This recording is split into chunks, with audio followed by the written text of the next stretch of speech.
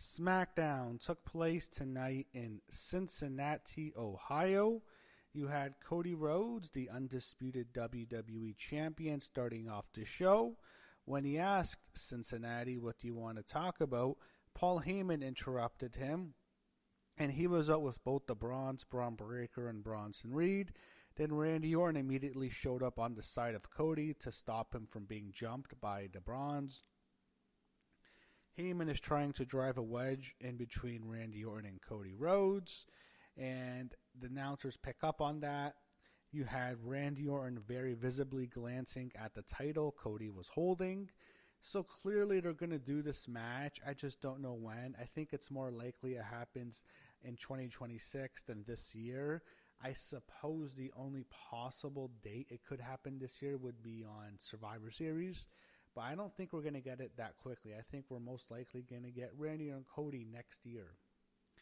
So we see Tiffany Stratton heading into the building, and this was earlier in the show. Then they showed The Miz. This is also, I believe, earlier in the day, yelling at Carmelo Hayes after the match last week. And Carmelo basically breaks up the tag team. He says it's done between the two of them. And Melo Don't Miz is officially in the dustbin of history.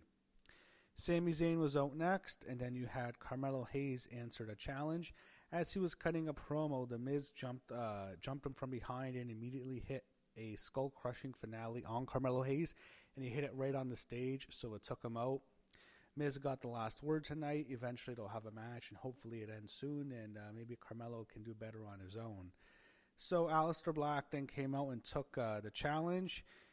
Unfortunately, much to the dismay of the internet, it was not Obafemi. I still think he has some work to do in NXT, so I think he'll be there. I think we'll see Oba at the Royal Rumble. I think that's the most likely debut for him right now, because I don't think it makes much sense to debut him now, especially during the fall. Why not debut him when there's more eyes on the product? So we get Sami Zayn and Aleister Black, U.S. title open challenge. Pretty good matchup so far. Sami Zayn continues to have good matches on SmackDown practically every week now. Damian Priest distracted Aleister Black, allowing Sami to hit the Haluva kick followed by the Blue Thunder Bomb, which is his new finisher now. Sami gets the win, and after the match, Damian Priest threw off all the stuff off the announce booth and then hit a razor's edge onto Aleister Black through the announce booth. So it sets up a match next week, which was announced later in the show. I'll get to that later.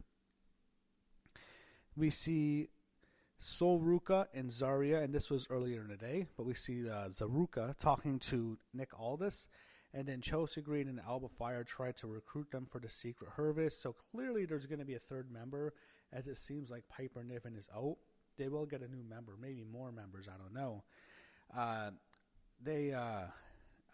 The babyfaces Zaruka decline, and it sets up a match. They challenge them to a match. Nick Aldis makes it official. We get a women's tag match. And that was our next match, Chelsea Green and Alba Fire against Zarya and Sol Ruka. Sol Ruka, I think, just fits SmackDown for some reason. There's something about her that I think it just works on this show. So Sol hit the Soul Snatcher on Chelsea Green for the win. I think she has a lot of potential. I really think she can be one of the top female stars. And there's something about her, man. I see a superstar there, potential. She has that potential. Backstage, Kathy Kelly is interviewing our women's tag team champions, Charlotte Flair and Alexa Bliss, who is the home state girl. Alexa Bliss in Ohio. She's always very over in Ohio. I remember when she came back and teamed with Zelina Vega after she was off TV for a few months. I think it was after the Elimination Chamber. Got a massive pop in Ohio. So they love her home state girl. She's from Columbus, not Cincinnati, but they really love her. Unfortunately, they didn't show her in front of the live crowd. They just showed her on the screen. So you had Kathy Kelly asking their thoughts on the match. Both of them say they were impressed, and it's very clearly setting up a tag match with Charlotte and Alexa against Zaruka. Charlotte does the woo, then Kathy Kelly does the woo. Alexa Bliss refused to woo. I wish Alexa had more to do in her home state, by the way. Charlotte and her father, Ric Flair, I hear, were at the Los Angeles Rams game last night. Fortunately, it didn't go too well for them. I think Bailey was probably texting Charlotte, mocking her because her team won. Anyway, we see Stephanie Vaquer heading to the ring.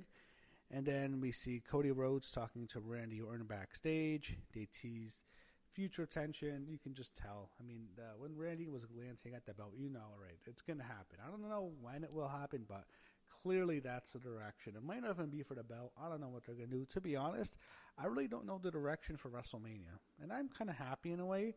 It's still several months away, but I really don't know where they're going. I really don't.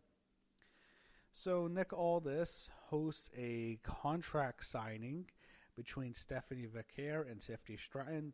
Tiffany Stratton's out first to a pop, and then Stephanie Vaquer comes out to a pop. Stephanie was very respectful. Tiffany says it'll always be Tiffy time.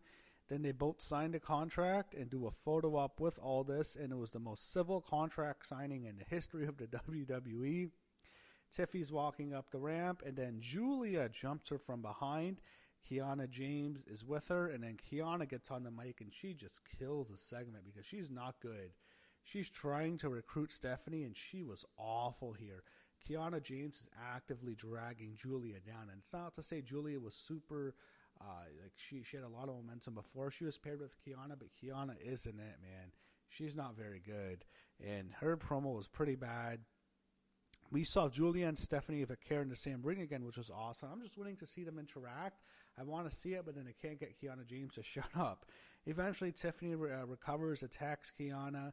Stephanie Vaquer went for the SVB on Julia, but Julia got away, and it clearly set up a tag team match next week in Australia, the night before Crown Jewel. It'll be the day before Crown Jewel by the time most people see it, because it's going to be airing in the morning. Won't be watching Friday morning, but we'll definitely watch before 8, which is when I watch SmackDown every week. Nick Aldis was talking to Javon Evans earlier in the day. Rey Fenix challenges him to a match, and then Los Garza comes out, challenges them, and Aldis makes the match official. We haven't seen, what's his name, Santos Escobar in forever. That's weird. We saw the other two guys. So we had Jacob Fatu. We had a video promo of him on his feud with Drew McIntyre. I don't know when they're going to have their match, but I'm looking forward to it. I just don't want it to turn into a Damian Priest, Aleister Black thing when they feud for like several months without actually having any major matches, and it takes forever for them to have an actual match. I hope we don't get that. Javon Evans and Rey Fenix teamed up to take on Los Garza. Good showcase for Javon. He's very talented. He fits very well. I think Javon would have been perfect in like the SmackDown 6 era. I think Paul Heyman would have used him really well. But him and Rey Fenix get the win. It was Rey Fenix who got the win for his team here.